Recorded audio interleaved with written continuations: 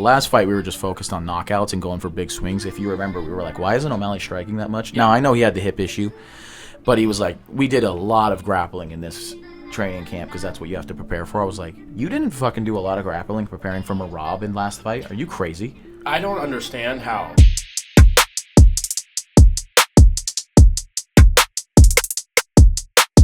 Ladies and gentlemen, boys and girls, Wednesday is June 4th. Is the whole month called Juneteenth, or is that the day? Just the day. Okay, well, June 4th, 2025, years after zero. In the Clinch, episode 22, we'll talk MMA, fighting, fist fighting, rock fighting, dog fighting. And then we're going to start off hot today with some trivia. Bill, what do we got? All right. There is 6 guys in the top 4 most finishes in UFC history. Guys, that's not a phrase question. All right. 6 guys in the top 4 finishes in UFC history. Okay.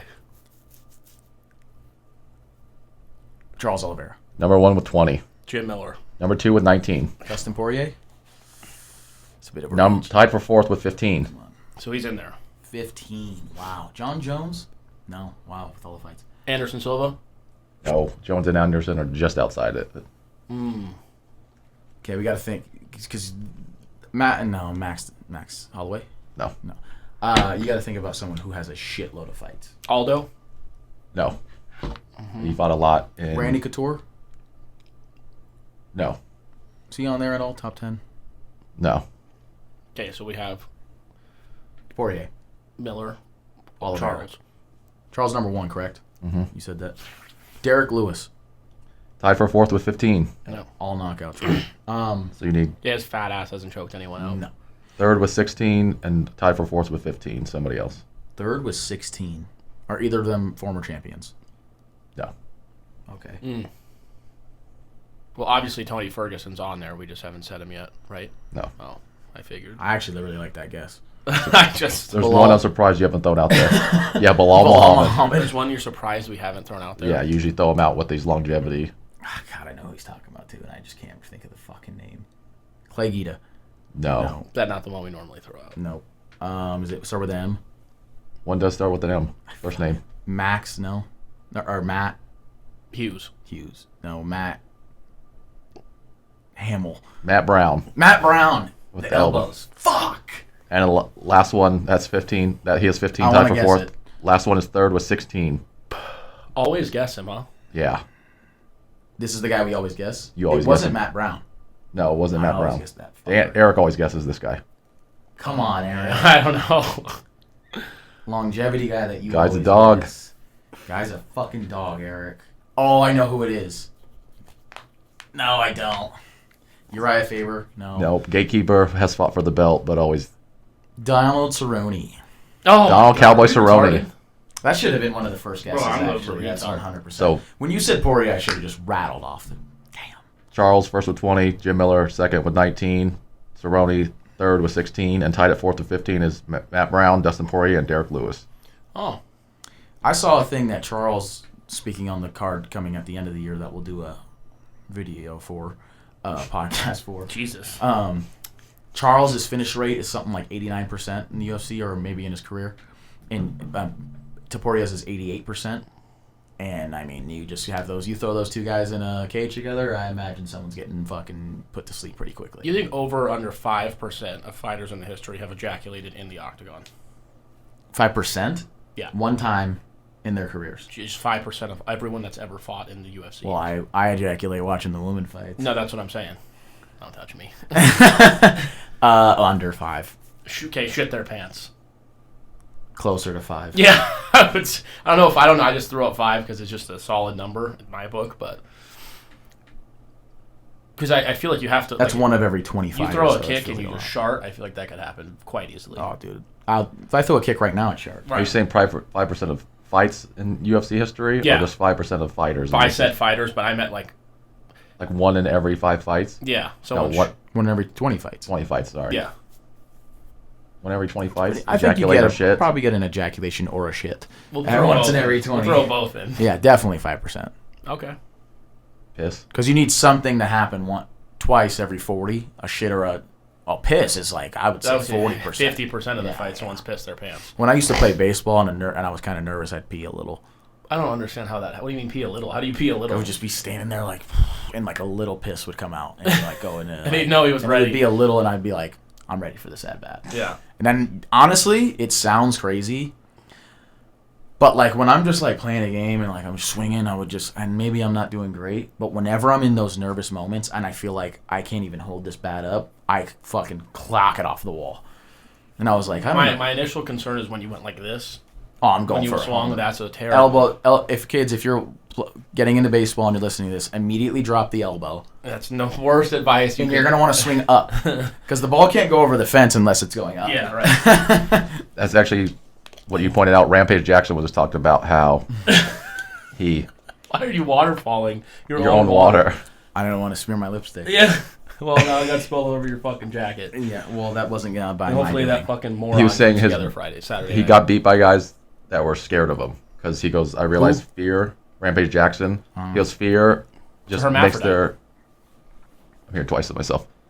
Fear just makes their adrenaline go up. He was like, Rashad Evans was scared of me. He had high adrenaline. He beat me. John Jones was scared of me. He had high adrenaline. He beat me. He goes, people that weren't that intimidated by me, they didn't have that spike in adrenaline, so I could beat them easier. I also think those two are better fighters than him. That as well. That could have a big thing to do with it. That's probably also, but that could contribute to why they weren't scared of him. Thank you, Rampage. So it kind of goes both ways. I kind of disagree with him a little bit because there's examples that go both ways. Like, I think that guy, remember when Kimbo Slice got knocked out in his debut? I do think the guy that he fought was kind of scared shitless, and then he knocked him the fuck out. He was saying that if you're scared of him, Jones was scared of He's Rampage. saying if he's scared of you, you are better going to win, basically. You are going to win. That's what I'm saying. I'm saying that's not what you just said. No, listen. That's just let me finish. That's an example of one. I think there's examples that go both ways. But then Corey Sandhagen fought Aljamain Sterling, and he's saying he was scared of Aljo, the energy that he came in, because he likes to come in calmly at that time, and he got knocked. He was like, he intimidated me with his like. You could have an adrenaline dump. And he said, I was scared in there. And he's like, so I come out really jittery and fast and trying to go because he's like, I'll never be scared in that again. What was the biggest example of a guy whose jitteriness and mental got into his head during the fight? And lost in the fight? Yeah. Maybe Aljo. Who? Aljo. Versus who? Sean O'Malley. I was thinking Aldo versus Connor. Oh, Aldo's the big. That guy was standing there, right. like fucking back in like. I was thinking recent history, because I had just said Aljo and the O'Malley's fighting this weekend, but 100% it's Jose Aldo because at that time he probably honestly was a more skilled fighter. He was dead scared. But he was scared and he was in the moment like I'm going to try to go for the knockout right away, and it's like that's. You think he was scared? Or like scared in terms of Connor, or scared of his legacy, losing his legacy, or scared he was more pissed off? I think the moment. Scared of the moment. He was overwhelmed by the moment. Was overwhelmed. I think he was pissed. I think. And he fought out of his normal. For sure. Like he This guy has said a lot of things about me. He farted on me. He farted on me. He said if this was a different time, he would have raided my favela and killed everybody who wasn't fit to work. And then he called me like a pussy in my language. He, amount of things this guy's done, I have. And to. He's like and Connor was like the Joker, where it was like, I'm like. Having fun, I'm laughing, I'm kicking my feet up, I'm taking your belt, and Aldo's sitting there just like, we're gonna, and Connor's like, I'm having fun. So I'm ruining your life, and I'm laughing. You know who kind of did that to Connor? Not to say Connor was intimidated or scared, but it was more like just stoic and calm was Nate when he fought Connor the first time. Oh, that's 100% how it works. Because Connor would say shit, and Nate, it would just go over Nate's head, or Nate would just say something else, like you're playing touch butt in the park, and Connor's like, who the fuck? He's not responding to anything I'm saying. Right. Yeah, that's why I said I feel like. And also, it put him into the worst spot it ever put him in was with Khabib. Because Khabib was probably going to go out there, fight my fight. And now he was like, I'm going to fucking kill you. But he wasn't like Aldo, where it's like, I'm going to... Overreach, overreact. Or just try too hard. Like, I know I'm better than you. I'm going to stick to my game plan. Beat you, but I am going to let you know, like... I was going to beat you with my game plan. Not that he wouldn't want to do this anyway, but now I'm going to fucking dominate you with my game plan. And when he had him in that choke, and Herb Dean was like, all right. And he was like, hang on. And then he pushed him, yeah. Well, then he was like, oh, it's done. Like, I didn't punish him enough because he tapped out. Like, I want something to break, or I wanted to do something. He's like, now I got to jump over a fence. There's a lot of good fights coming up. This June is the greatest month maybe in UFC history for strictly main events. Don't sleep on July either. And then August, holy shit. Tapped into July. Sorry. So June is this weekend's card, obviously, which is UFC 316, Merab and Sean. Next weekend is Usman versus Buckley. The 21st is Jamal Hill versus Khalil Roundtree, and then to end the month it's Poirier and Charles. I'm incredible. That is unbelievable. And you then could Holloway Poirier 3 in the middle of July. The next weekend is Whitaker and DeRitter. I mean, it doesn't stop. Then you have August is Duplessis and Hamza. Yeah. It's a pretty good little 3 months. I feel like the UFC, it's been kind of been lull this early this year. Well, Bilal, I guess, when he's your main fight on the fucking second card or third card of the year, it's probably just how it's But been. then, like, Pereira Ankalaev was kind of a shit card and not a great main event. Duplessis Strickland, too, that's not a great main event for a UFC. And then December, at the end of December was Pantoja and Asakura. Yeah. Volk and Lopes was decent. That was decent. Did we recap that fight ever? I don't think we did because we didn't do a card for Bilal. Yeah, we just skipped on Bilal. So real quick with that. Oh, yeah, I forgot. Patty fucking KO'd Michael Chandler. Kicked his ass. Chandler's done. Bryce Mitchell got submitted. John Silva looks like the real deal at 145. Yair beat Pitbull. I was going to say in June, though, you could argue it's a championship fight, number one contender, championship fight. I need to see Roundtree fight for that belt again at 205. That was incredible. Who's the champ there? Ankalaev. Oh, yeah, he beat Alex. I was like, I thought, for some reason I pictured Alex as in heavyweight. Any no news on Alex lately, huh? I think a little break's good for him. I think he's a little too old at this point, though. Yeah, I don't know. I think 38, 39, and you got to fight. I would fight 4 times a year for 2 years and make all the money I can, then fuck off. Wasn't that a split decision? Was it split? I think it was unanimous, but it was close.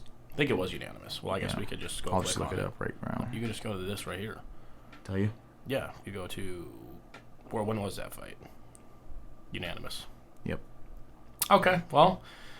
Close fight. I thought it was closer than a unanimous decision. I heard this morning John Anik was on one of the sports betting podcasts I listened to, and he said that he thinks the O'Malley Merab first fight was closer than people think it is. These odds indicate that the second one should be, and that the fight actually was. I think going into the O'Malley fifth round, had his moments, and I think he even won a round.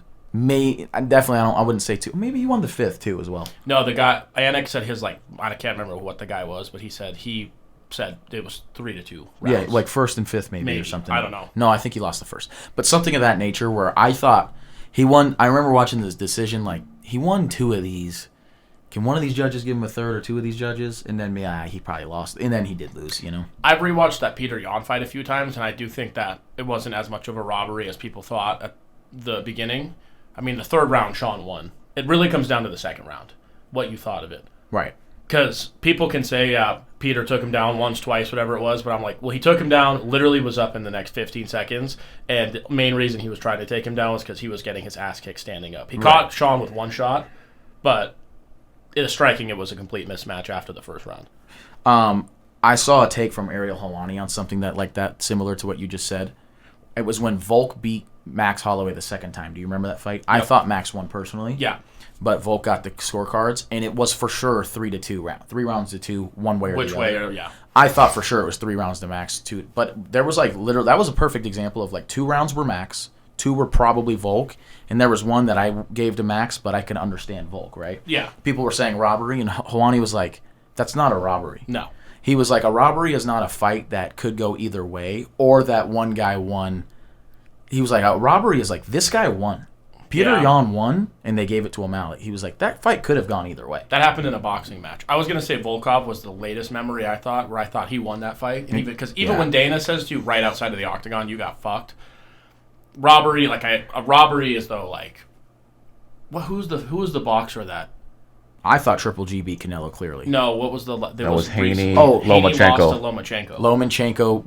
Lomachenko lost to Haney on the scorecards. Yes.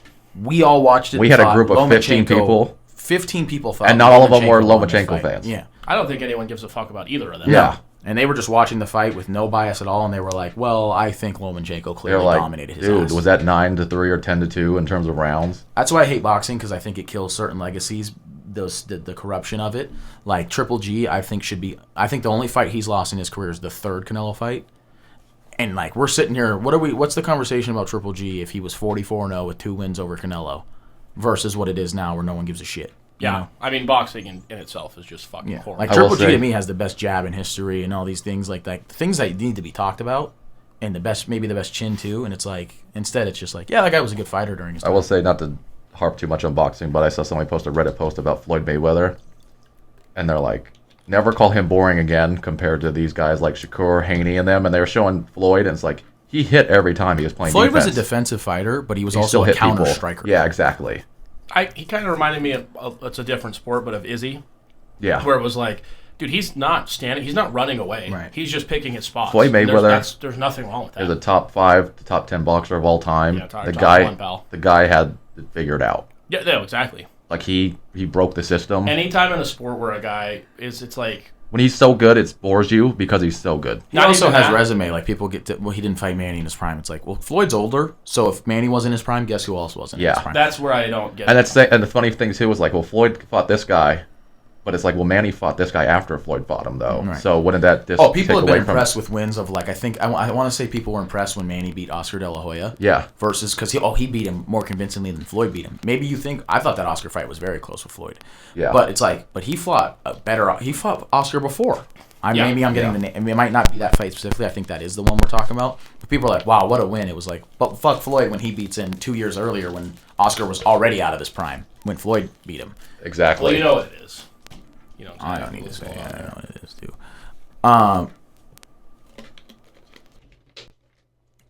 Now, do we want to get into UFC 13 in terms of, do you want to do the records and then recap it? Here's what we're going to do. We had a huge announcement yesterday. Speaking of the number 13. Ooh. Power Slap 13. That's right. Our guy Bryce Just Hand Jones. He's seen him on this podcast. And he'll be back on the podcast. He got his third. I guess they count him as 2-0, right? That counts towards your professional record. Mm-hmm. He is 2-0, so I'm not out of line by saying he's undefeated in the Power Slap pro world. I got to get the guy's name because it's something. It's not going to matter much after the fight. So I don't. It's going to be who gives knocked a fuck? out. Yep. And this card is Friday, June 27th. Friday, June 27th. The day prior to the Taporia card. It's the day before International Fight Week, Taporia Charles. That's in 2 weeks. So we 100% have to do podcast before that. Yes. Because, I'm talking specific. I don't even care about the UFC card. I have a There's dear like friend. 3 title fights on that Power Slap card and a dear friend fighting on it. So what's the first guy? What's this guy's name? Zakir. So he's fighting some guys that named Zakir he's also undefeated, I believe. Namanayev. He's 1-0 only. Okay. Did I show you his fight? Me and Billy watched this fight at dinner. Who's that? My main concern, which I'm not. My main concern is when he hits. So it's like turn towards me. So Bryce when he slapping. This guy when he slaps pushes. Well, yeah. You'll break a fucking face pushing. So What did I'm Paulie D say? 9 pounds of pressure to break a nose. So there's It's only 9 pounds of pressure to break a man's nose. regardless of anything, Bryce has his third fight. We're very much looking forward to it, and we're really hoping that we're in the arena that night for it. I'm riding rides. God bless me. It's fucking summer. I've been seeing lately on Twitter, they've been like doing Jersey Shore moments, like funny moments, and that show had some like That's the greatest show. 30-second to 1 minute clips that are just undefeated. You'll never find a better first 4 seasons in television history than the first 4 seasons of Jersey Shore, and I'm talking Game of Thrones. I'm talking Breaking Bad. I liked Italy. I didn't like it. Definitely 3 seasons. Neither of you have watched Shooting Guards Nope. or the Osama bin Laden capturing. Dude. I already know what happened in both of those. Oh, things. you have no I'm not a clue? big documentary guy because of. Let me just put it this way. They knew Osama was in that compound for like 9 months, or they thought he was, and they didn't attack for it was like 6 to 9 months. Like they were just watching it, and I'm just sitting there like it is crazy how long that takes in terms of time. Obama, whether you're a Democrat, Republican, whatever you watch that guy he's like, go, do it. And Biden was like, no, we shouldn't do it. And I'm like, bro, what are we talking about? You only get one chance at this. I mean, the more you hear about him, the less you like him. Who? Biden. Oh, yeah. And, there's a lot of talk about why he didn't want to attack those fucking Why is that? people. Because, it was his son's little sniff addiction. Osama. Yeah, but, because I heard it was good. I'm one of those I like to watch the quick stuff, like the Night Stalker thing. It's 3 episodes. Let's get in, let's get out. That was, I don't know if you knew this, Bill. So they got new helicopters, like never used before. They had to fly through the Pakistani airspace, so they were getting chased out of Pakistan into Afghanistan with Osama's body in their helicopter. But when they got to the compound, one of the helicopters crashed because the wall, I knew that. it didn't, like they were all fine. So they had to bring in a second helicopter to get the guys out, and then it blew up the first helicopter. So that's what I mean. I've listened to podcasts. I've listened to the Navy SEAL that killed him's podcast. Oh, that guy and all that. So like I know all these details. It's still probably a fantastic documentary. Oh, it was unbelievable. But I feel like it's just going to give me information I already know. That's why I'm not a big documentary guy as it pertains to things I already know. Last thing I'll say about it. At the same time, when you don't know the full story, like Narcos, you can know Pablo Escobar. Watch that show, you'll be like, I didn't know all this, and this show's great. It also, though, the first 2 episodes goes into the people who worked at like the defense team and all that, and like with 9/11, how they had stacks of paper, they said, that were like to the roof and as long as basically this whole wall of them saying an airplane attack was coming, but like nothing, no one took it seriously. No, I mean, it wasn't even Osama who did that. No, it was his friend. They tell you about that. We're not getting into it. It was America who did that. Oh, geez, here we go. But anyway, last thing I'll say, there was a curtain like this. The first Navy SEAL jumped through the window and tackled the people that were running behind it, expecting that they had suicide bombs. He was fully prepared he was going to die. He's a dog. That guy's... And then the guy who killed Osama just turned to the right, and Osama was right there, and he just shot him. They were like, hey, dude, your role is tackle those people because they're probably going to explode after No, they all said that they knew they weren't coming back, which is... The fact that just has to go through your head is unbelievable. Anyway... I would say that even if I did know, though, you know? Right. This guy's milking it. Yeah. He was like, no, you 100... Dude, what? You were manning the drone from fucking Canada. Yeah. Hey, what do you mean? Yeah, I know. It was tough out there. Yeah. But anyway, Power Slap 13, we're going to do a show before, but had to make the announcement that Bryce is back. He's in action. And I'm going to say it now. I think he wins by knockout. What do we got for this card, Bill? What's the records? What are we doing next? I want to say prior to this, Eric mentioned that John Anik thought the fight was closer than people think than the odds show tonight.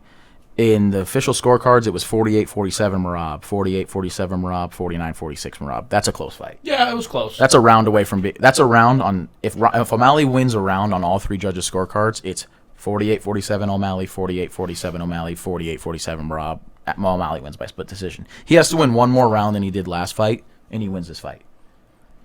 And he said his plan is to win the first 3 rounds, and then after that, go into the last 2 rounds and win those 2. He is not dyeing his hair.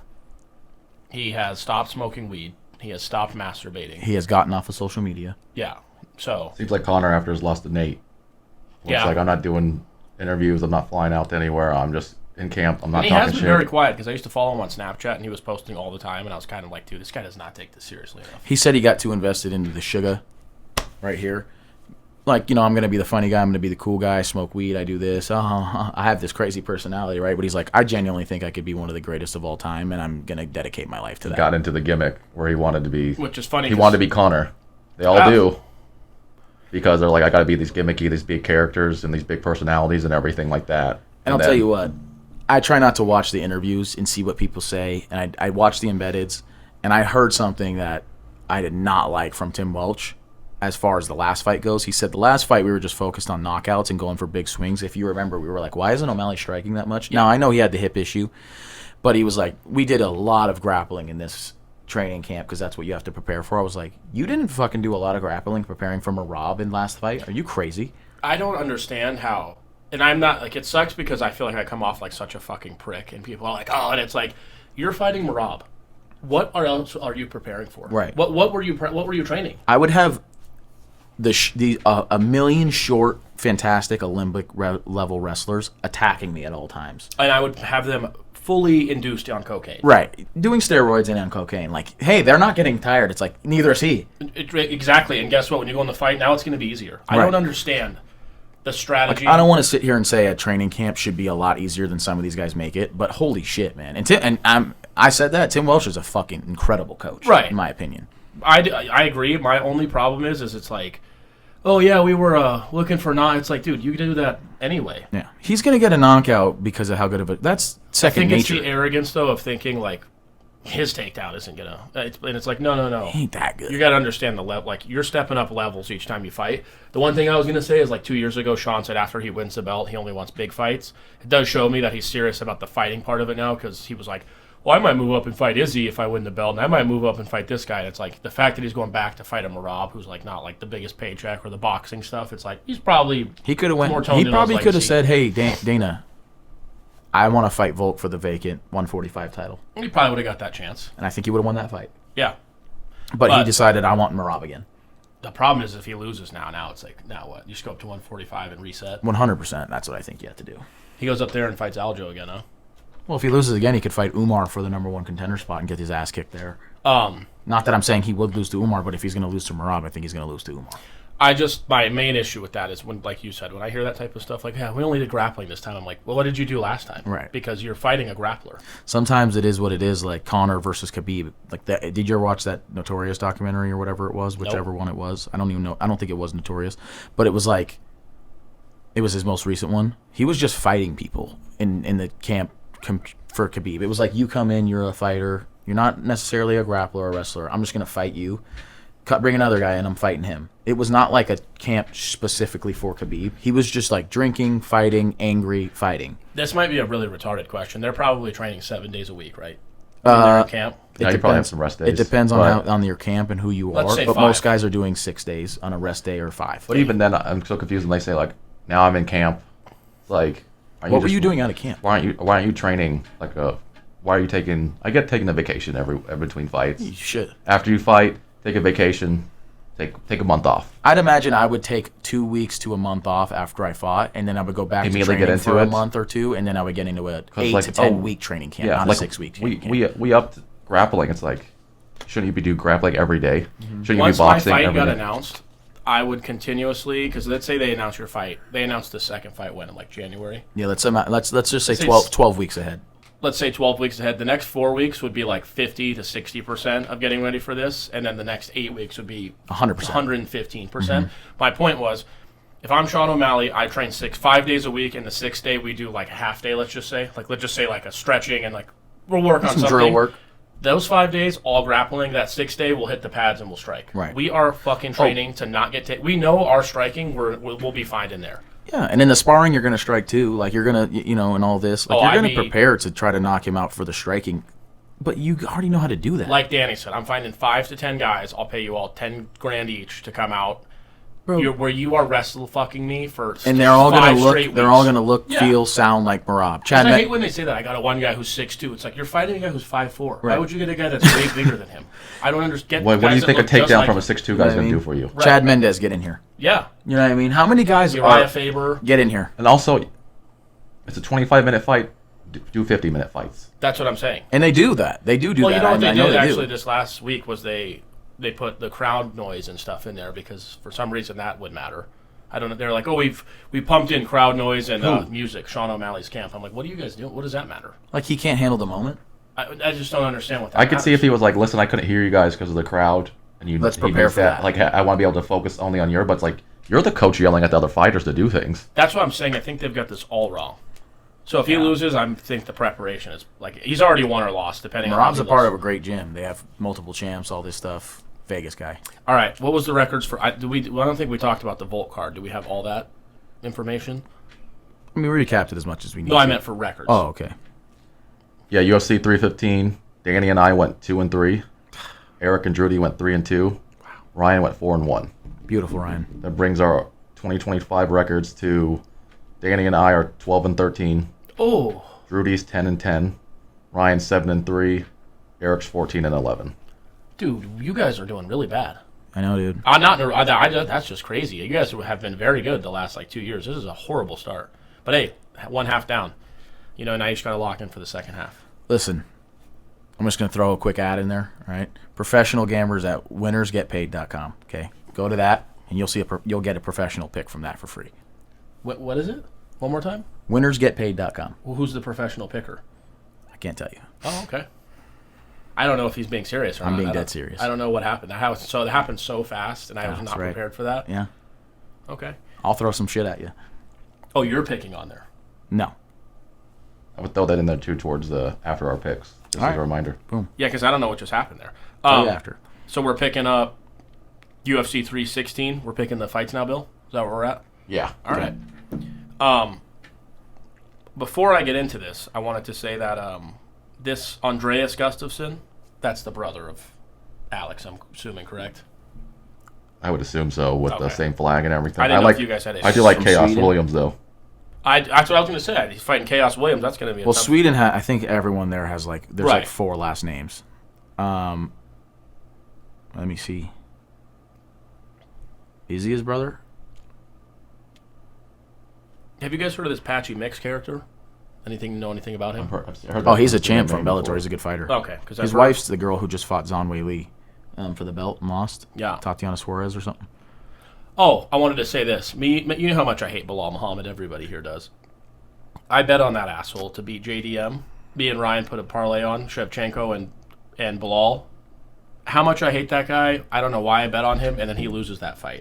That's when you know you have pure hate for someone, when they do that to you. If you would have won the fight, I'd be like, cool, at least you won me money. That guy can fuck off.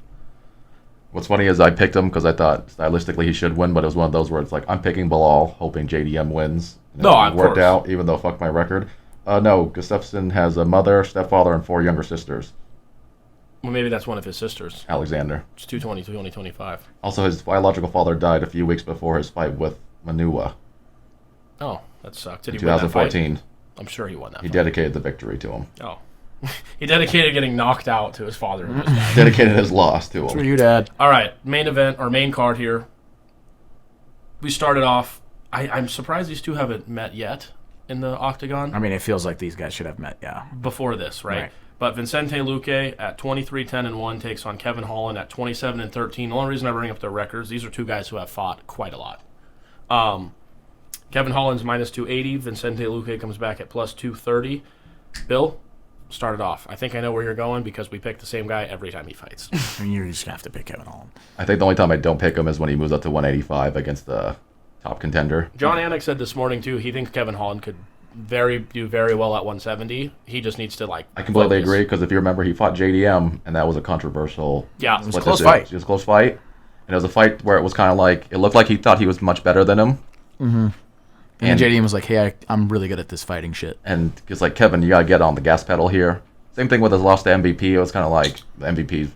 He's just MVP, but it's like, you should have had a better strategy here than what you're doing. But MVP, I think, is one of those weird guys, though, that until you're in there, you're kind of like, all right, that just looks weird. Then you're in there like, okay, this is very fucking weird. MVP's fantastic, yeah. No, you know what I mean? Yeah. That's a tough puzzle to solve. That's not a loss on your career that you should be ashamed of. That's like facing a pitcher Kevin and you see him throw like sidearm or knuckleball, and you're like, he's throwing 68 miles an hour. Then you get up and you're like, but I just don't see the ball. I don't see it. And Kevin Holland has like a very traditional kind of kickboxing stance. So like that is not what you want to have. You need to be at the very least like Shara Bullet. Everyone thought he had what it took because he's does the distance. He's unorthodox, but even him, it's like, dude, this guy's crazy. This guy's fucking nuts. No, that's just you have to be like an Ian Gary where you can strike, and strike well enough to get close and then grapple. That should have been Kevin Holland's strategy. Ian Gary is much longer. That's what I'm saying. Yeah. Like Kevin Holland's 6'3" long, dude. 81-inch reach. Yeah. I'm picking Holland, Bill. Yeah, I think they're only a year apart, and obviously they have about the same amount of fights. I just think Luque has been knocked out a fuck ton recently. So what you're saying is Kevin Holland's younger, taller, and longer. We could do that as well. Ray's going to fucking kill me. I'm surprised he hasn't. But I think Kevin Holland at 170, for sure, Kevin Holland at 170, from that 6 to 15 to unranked range should beat everybody. So I got Kevin Holland in this. I like Luque because he's a good grappler. And I think he could out-grapple Kevin Holland in his fight, but Kevin Holland at 170 is tougher to grapple. If he was a wrestler and more of a... Less of a jiu-jitsu guy? Yeah. I'm going to go with Kevin Holland for sure. Second fight on the card, Mario Batista, who's on a 7-fight win streak. Mm-hmm. His resume for the last 7 fights hasn't been absolutely fantastic. He did beat Aldo, fighting the Patchy Mix, coming in from Bellator, from what Danny has told me. 3-time champ. Okay, Bill's got his finger up. Yes, Patchy Mix beat Stotts for the belt, beat Sergio Pettis in defending his belt, and then submitted his belt against Magomedov, which... He used to be in the UFC, Magomedov. Which, when you have that last name, and a guy beats you, yeah. He's 20-4 with his last loss coming to Patchy Mix. His third loss coming to Patchy Mix as well. So outside of Patchy Mix, he is 20-2. Dan, who you got? And he did not used to be in the UFC. And Mario Batista's last fight was a split decision win against Jose Aldo. That's what I mean. His resume hasn't. That was that fight that could have gone in either way. Patchy, I definitely like Patchy Mix. I'm going with Patchy Mix on this one. I'll tell you what. We're all on Patchy Mix, all three of us. If you go minus 185, looks nice to me. Patchy Mix. I can't bet the UFC. G put on an 8-leg parlay, lost the first leg, went 7-leg, he went all the way and lost every fight in a row. Literally, if he did the opposite, he's a millionaire. But I've never seen him and this other white. The guy has to be dead by now. He didn't. That guy that was sitting at the race part of it. He's for sure dead. Him he and was G 99 years old. Racing to the book to bet the next fights every fight. G was winning the races. Oh, for sure. Third fight, before the co-main event, Kevin Gastelum is back in. I don't love this fight. Against Joe Pyfer. What do you mean? Like trying to pick it. I don't. Someone's probably getting knocked the fuck out in this fight. Well, the odds makers love this fight if you're betting Joe Pyfer because he's minus 380. So, I mean, I don't ever really, depending on who he's fighting, but Gastelum against this guy, I can't imagine should be plus 290. But I like Joe Pyfer. I think he had like one loss in the UFC and he was like sick or hurt during it or something happened where, I mean, he probably just gave an excuse. But Jack Hermanson, unanimous decision lost in a 5-round fight, so I can't remember what he said about it. Yeah. But Joe Pyfer, I do like him. He had a fast where he has a crazy story, all this and that. I think he was that guy that he was like, I literally was like living out of my car or something, and I told Dana, and he was like, here's $50,000. Jesus. He is much bigger than Gastelum. He's way bigger. He is more talented as well. It just depends. Gastelum's probably a better grappler. Like Jack Hermanson, that's how he beat him. But Gastelum doesn't grapple. He likes to bang, and I'm going to take Pyfer because of that. I'm going to take him as well. But I never will love betting against Gastelum because I do think we hold on when you think of Gastelum to that one Izzy fight a little too much. Yeah, people hold on to that one. What has he done outside of that? I don't think Gastelum's very good. He's okay. I think he fought great against Izzy, but I don't like people. I see him. I'm not like you guys are like. I'm like, I don't think he should be plus 290 against this guy. Since Izzy lost to Till, lost to Hermanson, beat Heinisch, lost to Whitaker, lost to Cannonier, beat Curtis, lost to Brady, beat Rodriguez. I think Curtis' fight was controversial too. Yeah. I think he's lost to everybody that is at the same level or better than him, but he's never stepped up to the moment. No. So I don't know. I mean, you just named a bunch of good guys and they all said losses, and then I don't know who Kirk Heinisch, the fucking backup for the Bulls. Yeah. Backup point guard. Kirk Heinrich. I thought it was the fucking ketchup bottle over Yeah. fucking his son. Kirk So Heinrich. exactly. So I'm gonna go with Pfeiffer as well. Okay. Pyfer. Yeah, I was thinking, is the P silent? Is it Yiffer? It's Joe Pyfer. Is that his? It's not Yiffer. No. Oh, all right. It's Joe Pyfer. Maybe the P and the Y are silent. Yeah. It's Fur. Joe Fur. Joe Fur. Is it Joe or Joseph? I'm not doing this. Oh, I thought you knew everything. Co-main event here. This one, I'm surprised by the odds. I don't know if Kayla Harrison. I know she's good and she is probably more muscular than half of the men in the UFC. But I think Juliana Pena, she's got like it. So there's something. Dog. She's just got it. Beat Amanda Nunes, Yeah, that's what I mean. And I will say, I don't think Kayla looked that impressive her last fight. She hasn't looked impressive in a couple fights. I would like to fucking jackhammer Juliana Pena. I can say that on this podcast. Yeah, butter churner. In confidence. I mean, I'm gonna say this about 2 title fights this month. I think Kayla Harrison and Ilia Topuria in their respective title fights, you can make them minus 10,000, and I wouldn't bet the other way because they're gonna win those fights. You think so, really? Yeah. I don't think Charles. I'm not gonna. We'll talk about that card when it comes. Go tune into what I got to say about that. Charles has no fucking shot. That's basically what I was gonna get at. And I don't think Juliana has much of a chance either. It does scare me that she only beat Raquel Pennington by split decision, and I think I remember that fight because you had Raquel. And she sucks. And she is awful. Yeah. Oh man, She got her ass whooped the second fight against Nunes. She got her fucking ass whooped. Like it was the 5 first- rounds to nothing, and I think there was like 2 10-8s. Yeah, the first fight it was more of Nunes, just like you could tell it was like a mental game for her, where she's like, I'm bored of this, and Penny was like, I'm just gonna fucking punch. Her striking's horrible. It's just 1-2, 1-2, 1-2, 1-2, 1-2, 1-2. This is a bit like she is like the Hamzat of women, where it's like Kayla, where it's like she should run through everyone. The one thing I will say, so Kayla only has 2 fights in the UFC. Yeah, They've both been on Alex. her record's like what, 7-0. She's 18-1. 18-1 in MMA. Okay, but she's 2-0 in the UFC. She's Olympic Judo. She's only fought on Pereira cards.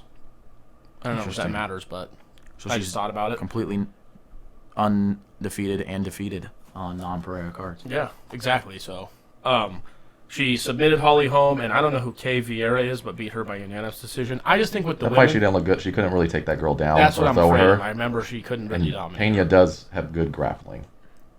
It could be a good fight. I think this fight's gonna suck. No, I meant this could be a good fight as far as competitively. Oh yeah, it's gonna be terrible for the eyes. It's gonna be an eyesore. Since you're just watching Pena only. Yeah, well, at least Kayla's hideous as well. So, I think Amanda Nunes is coming back. She said today. I think she's gonna be in the crowd. She'll probably take the winner of this, and it'll be her biggest payday. Once she fights Kayla, it's a GOAT fight, and she fights Pena, it's the trilogy. Right. So, like I said, as boring as this is gonna be, make Kayla minus 10,000. I'm gonna take Kayla. Okay, I wanted to take Pena, but just for the not being that person who's just picking Pena because I think she's a dog, I'm gonna have to go with Harrison. Yeah, I could go with Harrison. No matter how bad she looked her last fight, maybe she was bored or something. We are 4 for 4 here, and I think that is going to change on this main event. I think I know what you're going to do. You can't. Never mind. I'm not going to say this on camera. So we have the main event here. Merab, Sean 2. Like we said on the first fight, what are you doing? What was that? Just these. Oh, he went like this and looked down, and I was like, did he just bow to somebody in the room? Is there a Chinaman in here? But anyway. Anyway, when was this fight? This was at the Sphere. Yep. August. Okay, so I was still at the... Nope. September. August was the Boston one against Aljo. Okay. September, Sphere, Noche FC. Is it me? All of you. Okay. Am I the issue? Did you guys see... He just said don't talk. Merab was saying that they offered this in April, but he said, no, I want O'Malley to heal properly. Let's push it back till June. That is a dog. Wow. I mean, yeah. It's so hard for me with the injury and I can't stand when a guy wins and comes out and says I had this and that happens. I'm like, wow, that's unbelievable. When a guy loses and says it, if Sean loses this fight, I don't want it's over. That's done. In my rib, in my hip, in my knee, in my this. Fuck off. They're all hurt. Yeah.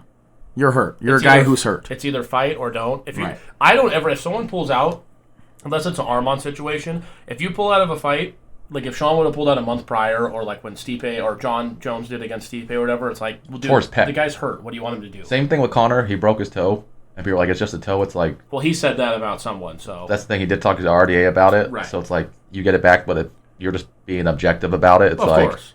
We saw Conor show up how many times and did it, and then we saw that documentary. He had cracks in his shin leading up to the Poirier fight, and then his ankle broke. It's like, okay, but it's also like, no, of course. If you show up and win, cool. If not, you want to pull out and injured. If you miss weight, you're just unprofessional. If you do the Kevin Durant or the Conor in that sense, where Kevin Durant, it was like if you play, it's a 90% chance you're tearing your Achilles, and he was like, okay, fuck it, and played and did it. And it's like, I mean, he could not continue. You lost the decision. You didn't even look like you were trying to win. And I know you could say, well, it's like, okay, but still, you could have sat there and just tried to go blow for blow. Like, you just didn't.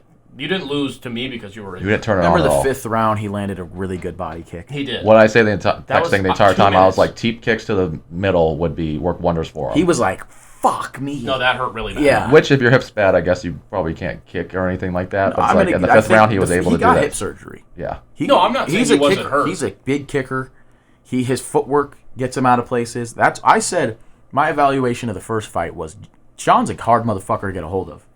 He is as better than Izzy at getting away from grapplers, once he gets behind the black line on the fence, he's good at getting away from that. His little jab, stutter, get away. He's never in the center line. He's throwing a lot of kicks. He's the tallest guy in the division who keeps the distance the best, and he's the best striker. I think it's you could say his grappling, this. You got to get a hold of it. Grappling's that bad either. And we don't know. We haven't seen it. Right? It's we saw Merab did, but his hip, this, that, and the third. Apparently they didn't train any grappling as well. that for me is where and maybe if they came out and said, if he wins this fight and they said, hey, the first fight we couldn't train grappling, we knew this, like if he comes out and chokes Merab out or something, or even doesn't get taken down at all, that's what I'm saying. I'll admit, hey, that injury shit, maybe you just prepared better and you weren't as injured regardless. The door is closed for me. If he loses this fight and gets taken down again, it's like maybe you're just not as good as this guy, and you guys maybe you need a new game plan because you didn't grapple the first time, and I want to know what your grappling was like the second time. Well, I grappled, the world's strongest man. It's like you're fighting a guy who's 5'2" and weighs 130 pounds. Why are you grappling Mark Henry? Right. But Mark Henry drop is impressive. Did he die? No, just the world's strongest man. Yeah, he's still alive. He was the world's strongest man. Yeah. I didn't He won even, that. He won They that. was. When I said those things, I didn't. Random story. So in wrestling, He probably smells horrible. they had the steel cage and they had a the chain around it with a bolt on it, and it's gimmicked usually. So it's like plastic. They didn't put a gimmick one on there. It was actually steel. And he walked up and realized it, so he put his foot on the ring and broke steel chain link. Yeah, I think if you're that, I wonder, like, I'm trying to think of how to describe it, but I wonder if he, like, grabbed my head and squeezed it, if he could kill me. Yeah. Probably, right? You'd think? Because there's nothing in there. Have you ever seen Game of Thrones, The Mountain? No, dude, I told you, I don't watch that fucking weird shit. Jesus oh, Christ. man, That's scene. the world's strongest man, The Mountain. No, I'm not talking about a scene. He's actively the world's strongest No, I know. man. He's like 6'11". His name's Half Thor. I thought you were talking about... He just deadlifted. You say like Bjornsson? Bjornsson. That's his name? Yeah, no, Half Thor Bjornsson. Oh, Bjornsson is from He's like Kicking and 6'11", Streaming. 330. He just deadlifted like 1,400 pounds or something. Jesus. Fuck. That's almost a car. Is it the Mountain, the one in Game of Thrones, though? He crushes the guy's head? Yes. All the shit comes out of his ear? Martell. You've watched that, too? Yeah, it's a a great great show. show. No, I'm not. Bjornsson, hey, how about you ease up on him? Yeah, It was like we're a jacket of yours. Okay, so Merab and Sean. Any last minute thoughts of the let's say, how do you expect this to go? I feel like do you expect it to be a slow start? Do you expect Sean to like look like a Floyd Mayweather, or do you expect Sean to come out and just be like pushing the issue? I'll tell you what I expect. Yeah, that's what I'm saying. I like Patchy mix minus 185. I said that earlier, and I like Sean plus 235 as far as odds go. Now, I don't make professional picks, but they do make professional picks at winnersgetpaid.com. Okay. I just need to know what's going on with that. But anyway. How do I expect the fight to go? I expect it to be the way I evaluated in the first fight where Merab has trouble to get hold of him. I expect a decision. I don't expect a knockout. I expect 3 rounds to 2, one way or the other. So you just got to come down to, for me, it comes down to who gets the 3, who gets the 2. Who do you want to lead off this pick? Go ahead, Bill. And you can give like a quick minute synopsis of what you think's going to go down. I do expect, as we said in the first fight, not really grappling. I expect to see what we saw in the 5th round. Sean comes out. I think a lot of teeps, a lot of body shots. And I do actually think that we see more of a Conor Mendez type of finish. Okay. Where Sean gets taken down, but because he's healthy, he's able to kind of get back up. And because of the body shots, that leads him to KO Merab because he's finally... Merab doesn't tire down. I was going to say... But body shots will tire him down. Right. So I think around 4th round, we'll see Merab breathing heavy, not because of a lack of cardio, but because of I'm getting hit in the body a fuck ton. I don't understand how us And Sean's striking he's a smart striker. But I don't understand how us 3 can sit here, and I'm not kidding. I think we would do this. If I was Sean's coach, I'd say, here's what we're going to do. We're only going to practice grappling. You are going to try to wear him down with kicks. Like, basically how with Leon, like, I feel like you were going to kick him to the body, and then you're going to do the Leon, where you kick him in the head, or the John Jones, I guess, against DC. You're going to kick this guy to the body and the legs to try to tire him out and slow him down as much as possible. And you're going to avoid that grappling. And if you do go down there, we are going to grapple every motherfucking day to make sure you're okay. Right. If we lose because of that, it's just because he's that much better. We're going to stay active on the ground. We're not going to put him in guard. We're going to fucking move. Feet on hips, get to the cage, or fucking elbow until we get up, until we get him off. Even at that, you can decide how you go to the ground if you want to go to the ground. Did you see a DJ and that guy talking about that? The MMA guru. And that's 100% true what he said there. And Merab can do. Sean O'Malley can do the same thing here. He's a very long dude and he has good jiu-jitsu. He can decide to put if he's going down, he can decide to go down into his guard. Right. We'll see how Merab does there. Now, I don't think Merab's a motherfucker you want to fuck with in his guard either. No. You pick Sean, Bill? Yeah. Danny? No, who do you got? This is one of those where I think the fight's way closer. If I was betting this, which I might after a few, if those ladies are walking around with free Bud Lights and Jack Daniel shots, whatever again. What are you gonna do? I might be throwing a little fucking I might throw a couple shillings on Sean O'Malley, but that chick gave me a shot, and I almost thought about immediately putting a roofie and saying, "Here, no, you take." Anyway, maybe cut that out. No, God. Never mind. Anyway, if I was betting this, I'm 100% taking Sean. I actually feel like Sean's going to finish him. Danny said he thinks he goes the distance. I think that it's going to be a finish. I want Sean to win. I want to pick Merab for the picks, but I'm going to take Sean. I'm going to set on Sean, and I'm taking Sean, and I'm pretty sure Danny's going to take Merab. I'm never mad at someone taking a minus 250 favorite, but I just think if with the skill he's got, and he's fully healthy now, first fight was close. If he was that hurt, he should be able to win a 3rd round in this fight. If not, I guess I'll die on my sword. Yeah. My take on the Gaethje Fiziev 2 fight was, because I think Fiziev was favored. I was like, how is a guy gonna beat a guy who he's already lost to, and now he's coming off injury and he's doing all these different Short things. notice. Short notice. Short notice is one thing for Fiziev. I'll leave that out for now. But he's coming off an injury. He hasn't fought in a while. His last time he fought was pre-surgery, and he's already lost to this guy. And now I'm thinking that's the same fight I'm looking at right now in front of me. The last time Sean fought was before his surgery. Now he's coming off an injury. How does he look in his first fight against a guy he's already lost to off of surgery, right? I just think it's such a close fight. For the picks, I want to take Merab. If you had me bet, I'd bet O'Malley. If you put a gun to my fucking head, who would I take? I don't know. And I got the Sugar Show right here. Is he going to let me down or is he not? I've always trusted my gut. I'm going to go with Sean O'Malley. All right. Well, so we've all picked the same picks for this. Exact same picks. That's fucked. I hate that. Yeah. I do too. Well, I mean, I don't hate it because I wanted to go Merab, and I wanted to go Merab. Pena and Merab. So do I. But I truly believe O'Malley wins the fight. I actually did want to go Gastelum too, as we started talking about it. Like, he's usually a guy that he's like a Bilal, where if you bet against him, he'll fucking win. If you bet on him, he'll lose. Piece of shit. Yeah. Do we have anything else before we get out of here? Want to end with another trivia? Oh, yeah. Well, let's say this. I don't think we've ever been all on the same page on a card, correct? I can't remember a time where we all went 5 for 5. Two of us have I think been. one person picks somebody else. Yeah, usually. It's always something. And I'll tell you this much right now. Okay, so Gastelum, we have Pfeiffer. We have Kayla. We have Holland. We have Patchy. And we have O'Malley. If you do that 5-5 parlay, if we all go 5 for 5 here, because this is a rare thing right here. Yeah. That's plus 946. Yeah, $10 wins you $94.60. Yep. Exactly. 100 wins you 9,000. 900. $946. But where can you get a professional pick from, Dan? Winnersgetpaid.com. All right, Bill, what's our trivia? All right, most submissions in UFC They also history. have an Instagram.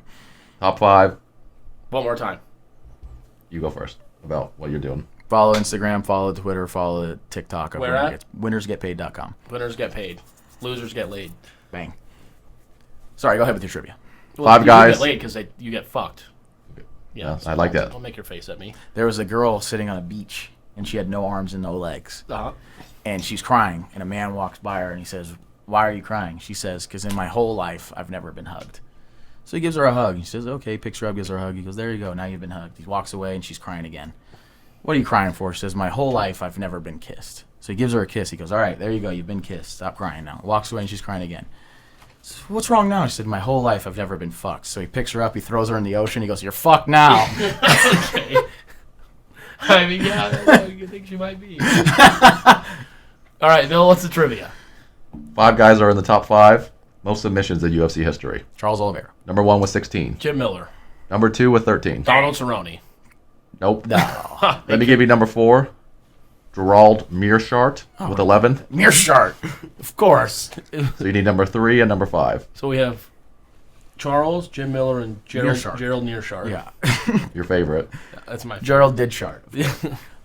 Submissions. Submissions, huh? What's that fucking retard's name? Damian Maia? Damian Maia's tied for 3rd with Gerald with 11. That's who I was I looking hate for that in this guy. brain of mine. I hate that guy. Yeah, you need number 5 with 10 submissions. 10 submissions.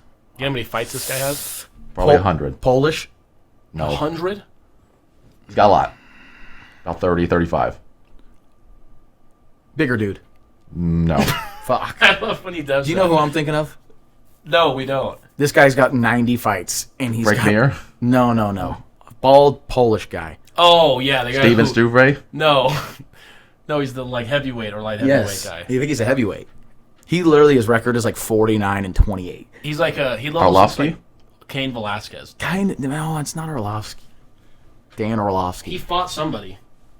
And I gotta figure it out. He fought someone that we were like, this guy, because we were making fun of him. We were like, this guy, his record is literally like 42 and 29. You're right. I know. And you're talking about, we were like, who the fuck is this old bastard? He's literally has He was 43 years old. and he has he's literally 38 and 25. And you're like, this guy's fought 68 times. All right, who's the 10 submissions? 10 submissions. We know he's not a bigger guy.